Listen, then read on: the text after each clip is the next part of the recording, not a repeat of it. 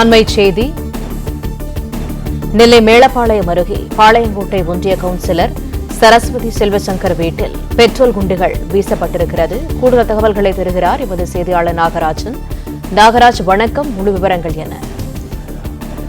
இது இந்த சம்பவம் நடந்த பகுதி என்பது அவர் வீட்டில் தான். அதாவது முன்னீர்பள்ளம் என்பது நெல்லை மாநகர பகுதியில் மேலப்படம் அருகே இருக்கக்கூடிய முன்னீர்பள்ளம் பகுதி மாவட்ட பகுதியாக வந்துவிடும். இந்த மாவட்ட பகுதியில் இருக்கக்கூடிய அவர் வீடு முன்னீர்பள்ளத்தில் இருக்கக்கூடிய அவர் வீட்டில் வளாகத்தில் முன்பாக திடீரென நேற்று இரவு வந்து நள்ளிரவில் வந்து மர்ம நபர்கள் 4 பேர் பைக்கில் வந்ததாக தெரிவிக்கிறார்கள். அவர்கள் பெட்ரோல் குண்டுகளை வீசியதாக தெரிகிறது.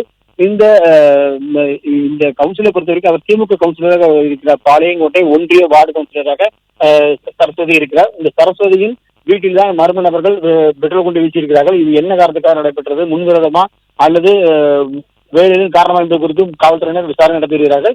சத்தம் கேட்டவுடன் உடனடியாக வெளியே ஓடி வந்து செல்வசங்கர், அதாவது அவருடைய கணவர் வெளியே வந்து பார்த்திருக்காரு. அப்போது பைக்கில் 4 பேர் செல்வது தெரிந்திருக்கிறது. இது குறித்து உடனடியாக முன்னீர்பள்ளம் காவல் நிலையத்திற்கு இது தகவல் அளித்திருக்கிறார். அந்த அடிப்படையில் காவல்துறையினர் சோதனை நடத்தி வருகிறார்கள். அது மட்டுமல்லாது நேற்று இரவு நடந்த விசாரணை இன்று வரை நடைபெற்று வருகிறது.